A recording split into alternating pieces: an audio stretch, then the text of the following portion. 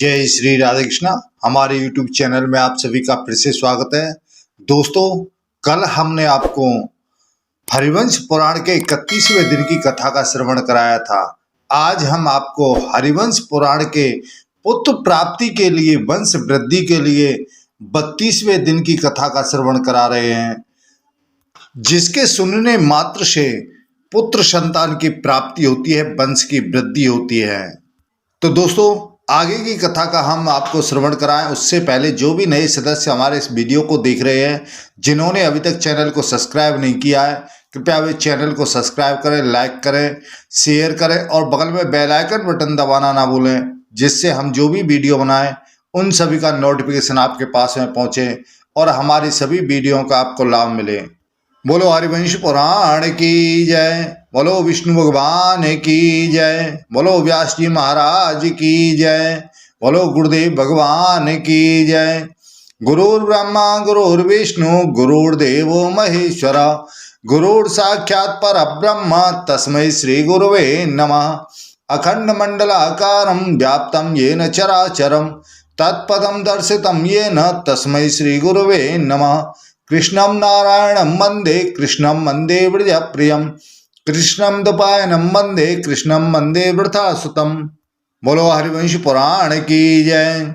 जनमेजय जी बोले कि हे ब्राह्मण शिरोमणि, त्रेता युग के प्रवृत्त रूप यानी यज्ञादि धर्म में जो समीचीन तत्व है उसे मैं सुनना चाहता हूँ, जिसे जानकर आचरण में लाकर मैं समस्त विद्याओं के परम लक्ष्य अविनाशी ब्रह्म का साक्षात्कार कर सकूं।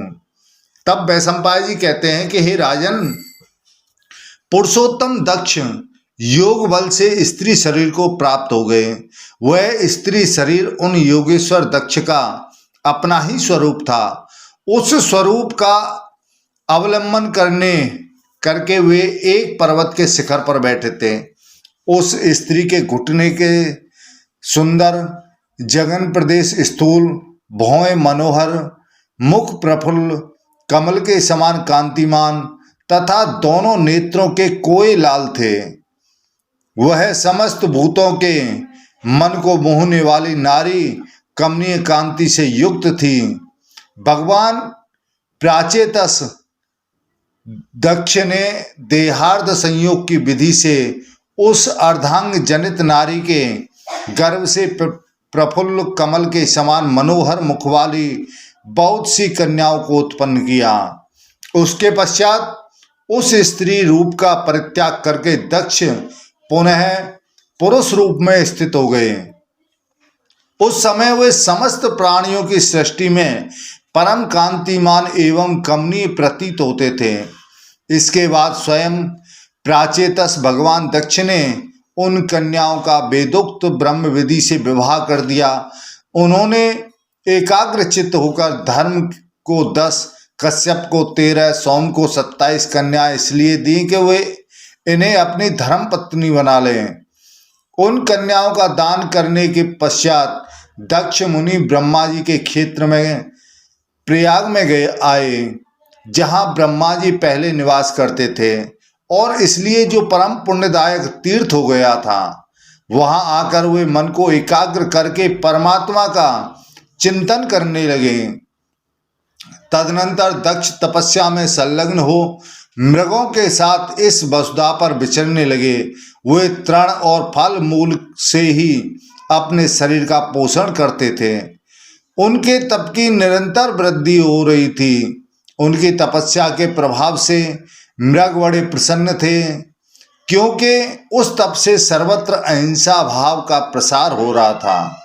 यज्ञ में दीक्षित हो पुण्य कर्म करने वाले तथा तपस्या से अपने पापों को दग्ध कर देने वाले ब्राह्मण दक्ष के उस अहिंसा प्रधान तप का वैर त्याग रूप फल प्रत्यक्ष देखकर आनंद मग्न रहते थे।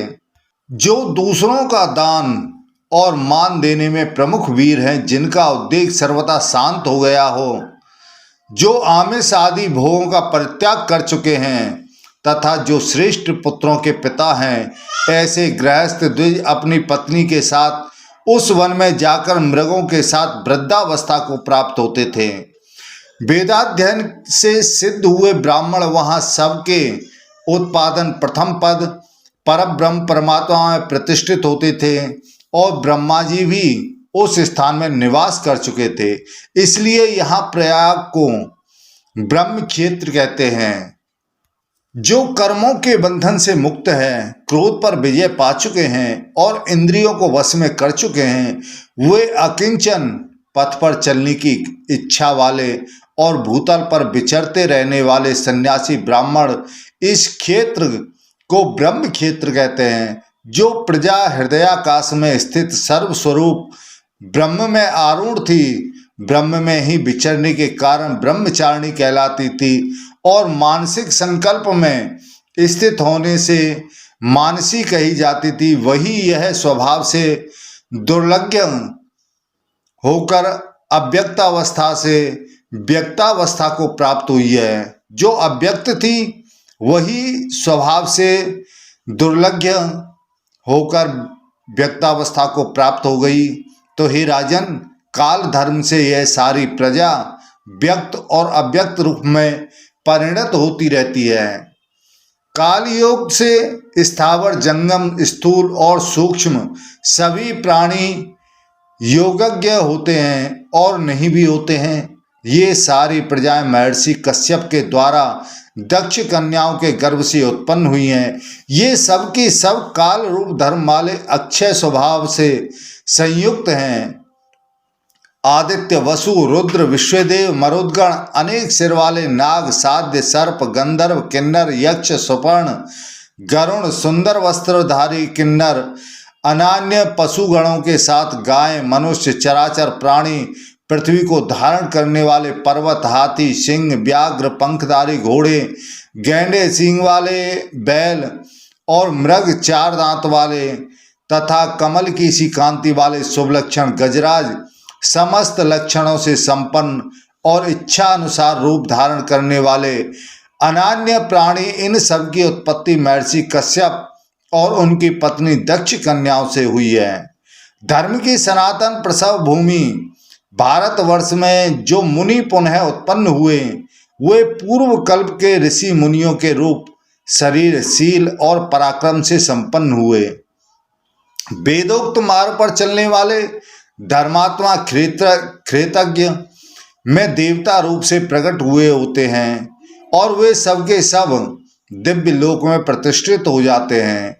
जो दूसरे गृहस्थ तपस्या से सिद्ध होते हैं अथवा जो ब्रह्मचारी गुरु सेवा करके ब्रह्मचर्य पालन के द्वारा सिद्धि लाभ करते हैं और जो सिद्धि के लिए योग मार्ग को अपनाए हुए हैं, जो द्विज सत्कर्म के लिए अधिक क्लेश सहन करके जीविका पाते हैं, जो खेतों में बाल बीनकर या बाजार उठ जाने पर वहां गिरे हुए अन्न के दाने चुनकर जीवन निर्वाह करने के लिए विख्यात हैं और पत्नी के साथ रहकर दृढ़ता पूर्वक धर्म के पालन में लगे रहते हैं, इन सब ने उत्तम व्रत का पालन किया है। अतः ये सब के सब आकाशचारी देवता होते हैं। जनमेज जी पूछने लगे कि हे ब्राह्मण, जब लोहे की कील के समान हृदय में कसक पैदा करने वाला मर्यादा शून्य महान ग्रह विद्यमान था और प्राणियों के मोक्ष की कोई संभावना नहीं रह गई थी, उस समय सारी प्रजाएं कैसे रहती थीं? तब वैशंपायन जी कहते हैं कि हे राजन, पूर्व काल में प्रजा पालन रूप धर्म में तत्पर रहने वाले प्रजापति ने ऋषियों को साथ लेकर बेन कुमार पृथु का प्रजाजनों के राज्य पर रजोचित कर्म करने के लिए अभिषेक कर दिया। उस समय सतयुग समाप्त होकर त्रेता का आरंभ हुआ था। ऐसे समय में पृथु को अपना संरक्षक पाकर सारी प्रजा आपस में कहने लगी, वे हमारे सर्वोत्तम राजा हैं, हम पर अनुराग होने से ही ये हम लोगों के राजा हुए हैं, हमें जीविका वृत्ति देने वाले ये ही हैं। ये अनेक प्रकार के शिल्प कर्मों के प्रवर्तक होंगे। अपने सत्य प्राप्त कर्म से ये समस्त प्राणियों के जीवन निर्वाता होंगे। इसी समय अनेक प्रकार के नियमों के पालन से थके हुए देवता गंधमादक पर्वत के शिखरों पर बैठे थे। वैशाख मास एवं बसंत ऋतु का समय प्राप्त था। वहां बैठे हुए देवताओं और दैत्यों को सब ओर से एक दिव्य सुगंध का अनुभव हुआ। वे उस गंध से मदमत्त हो गए। वह किसी फूल मात्र की प्रबल गंध थी जो हवा ने फैलाई थी। वह मन को बरबस खींचे लेती थी, पूर्णतः सुखदायिनी थी। पृथ्वी तल की वह सबसे उत्कृष्ट गंध थी। उस सुगंध से दैत्यों को कुछ विस्मय हुआ। उनका मन प्रसन्न हो गया और उन्हें बड़ा सुख मिला। उस गंध से उत्पन्न उन्मत्त हो वे सब एक साथ होकर बोले, जिसके फूल मात्र से ऐसी शक्ति है, उसमें ऐसी शक्ति है, उसके फल से न जाने क्या होगा। कर्म विषयक बुद्धियां नाना प्रकार की होती हैं, उन्हें अनुमान से जानना चाहिए। उनमें से कुछ तो शुभ मोक्ष साधक होती हैं और कुछ अशुभ यानी भोग साधक होती हैं। देहधारियों को बुद्धि के बल से उनको समझना चाहिए। अतः हम लोग समुद्र के जल के भीतर औषधियों को डालकर इच्छानुसार रूप धारण करने वाले विशाल एवं बलवान मंदराचल के द्वारा उसका मंथन करें।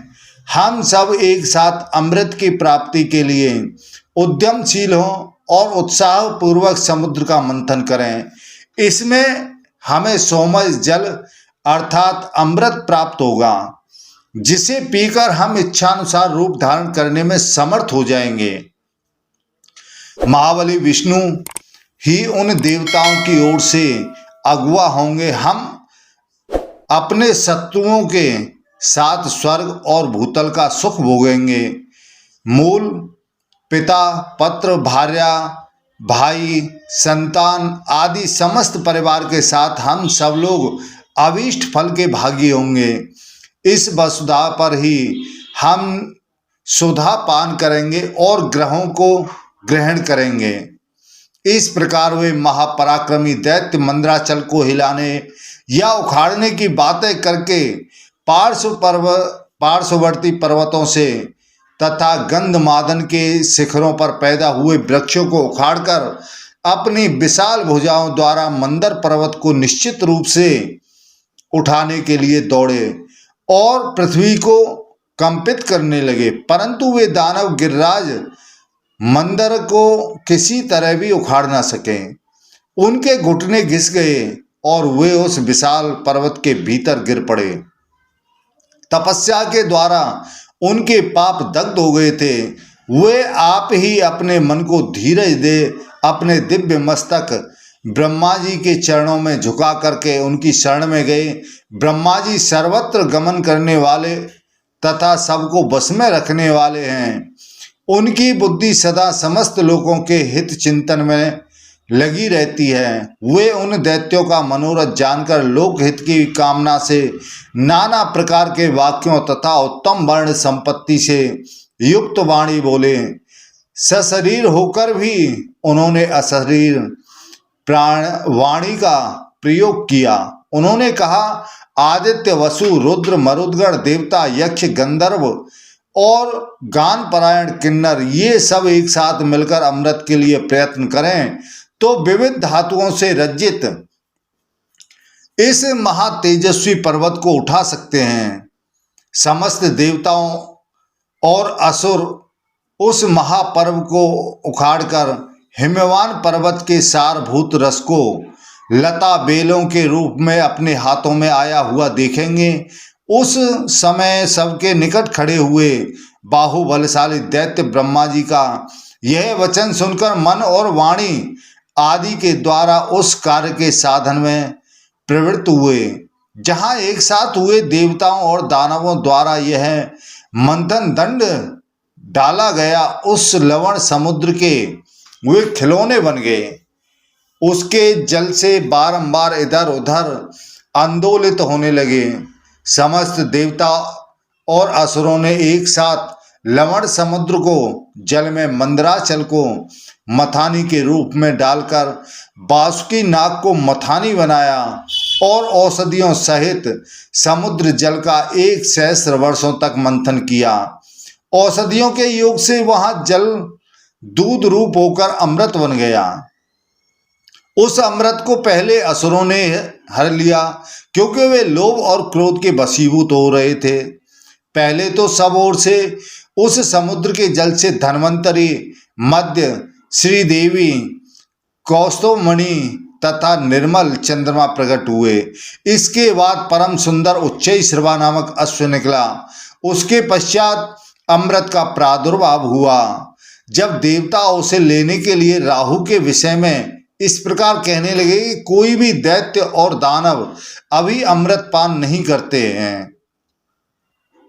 जब श्री हरि ने युद्ध में अपने चक्र से तत्काल राहु का सिर काट लिया, सनातन मुनियों और पितृगणों ने उस अमृत को नहीं छोड़ा था।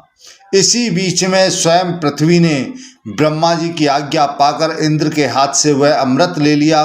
वह ब्रह्मा जी के शिष्य भाव को प्राप्त हुई। अमृत लेने के पश्चात वे चली गईं।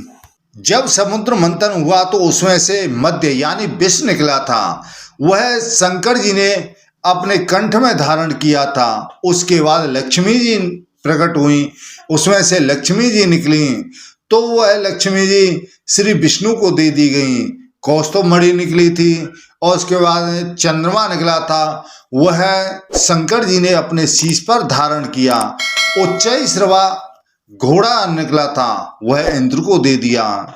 इन सब के पश्चात में जब अमृत निकला तो राक्षस कहने लगे कि सबसे पहले इस अमृत को हम पान करेंगे, और देवता कहने लगे कि इस अमृत को पहले हम पान करेंगे।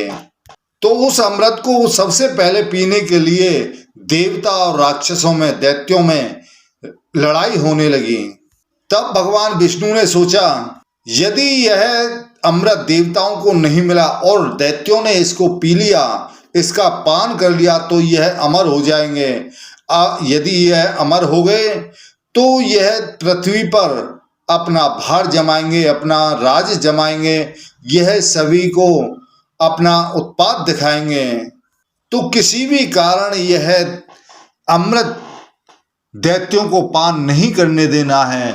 यह अमृत पान सिर्फ देवताओं के लिए है और देवताओं को ही यह अमृत पान करना चाहिए।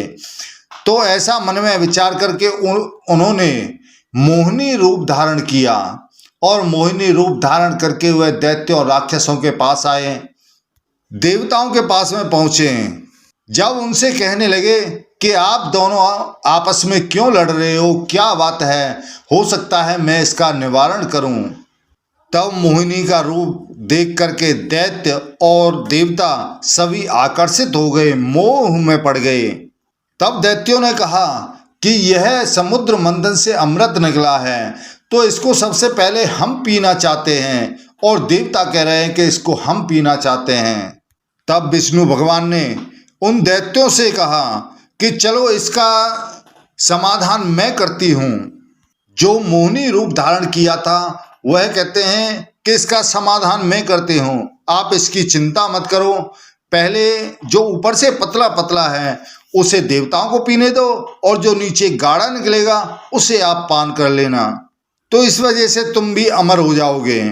तब विश्व मोहिनी का रूप देख करके वे मोहित हो गए और उन्होंने कहा कि ठीक है, जैसा तुम चाहते हो वैसा ही करो। तो एक तरफ देवताओं को बिठा लिया और दूसरी तरफ दैत्यों को। तो दैत्यों में एक राहु नामक भी दैत्य था, वह जाकर के देवताओं में मिल गया। देवता का रूप धारण करके उनकी लाइन में बैठ गया, उनकी पंक्ति में बैठ गया। उसने सोचा यदि अमृत हम दैत्यों तक नहीं आया, देवताओं ने ही पान कर लिया, तो देवता अमर हो जाएंगे, हम अमर नहीं होंगे। तो इस वजह से वह देवताओं की पंक्ति में जाकर के बैठ गया। तो विष्णु भगवान मोहिनी रूप धारण किए हुए देवताओं को अमृत पान कराने लगे। जब आखिरी में जब अमृत आया, जब आखिरी में राहु के पास आए, तो राहु ने कुछ अमृत पान कर चुका था, उसको भगवान विष्णु पिला चुके थे। तब सूर्य ने और चंद्रमा ने कहा कि यह तो दैत्य है, इसको आप अमृत पान क्यों कराते हो, इसको आप अमृत पान ना कराएं। तब विश्व मोहिनी रूप धारण किए हुए भगवान विष्णु अपने रूप में आए और अपना सुदर्शन चक्र लेकर के उसके गर्दन को उड़ा दिया। तब ब्रह्मा जी ने कहा कि इस राहु ने अमृत पान कर लिया है, तुम इसे अब नहीं मार सकते हो। जितने आप इसके टुकड़े करेंगे यह उतना ही शरीर रूप धारण करेगा, तो इसलिए इसके अब टुकड़े मत करो, इसको ग्रहों में स्थान दे दो। यह राहु और केतु के नाम से प्रसिद्ध होगा। तभी से यह राहु और केतु सूर्य और चंद्रमा को ग्रहण लगाते हैं, क्योंकि इन दोनों का आपस में बैर हो चुका था। उन्होंने सूर्य और चंद्रमा ने इसको बताया था कि यह राक्षस है, तभी से वह राहु और केतु उससे बैर करने लगे। तो दोस्तों, जो भी इस कथा को सुनता है उसकी मनोकामना अवश्य पूर्ण होती है। जिनको वंश की वृद्धि नहीं हो रही है तो इस कथा के श्रवण करने से वंश की वृद्धि होती है। तो दोस्तों, आज हमने आपको हरिवंश पुराण के 32वें दिन की कथा का श्रवण कराया है। यह वीडियो आपको कैसा लगा? हमें उम्मीद है अच्छा लगा होगा। कृपया चैनल को सब्सक्राइब जरूर करें। जय श्री राधे कृष्णा। बोलो हरिवंश पुराण की जय।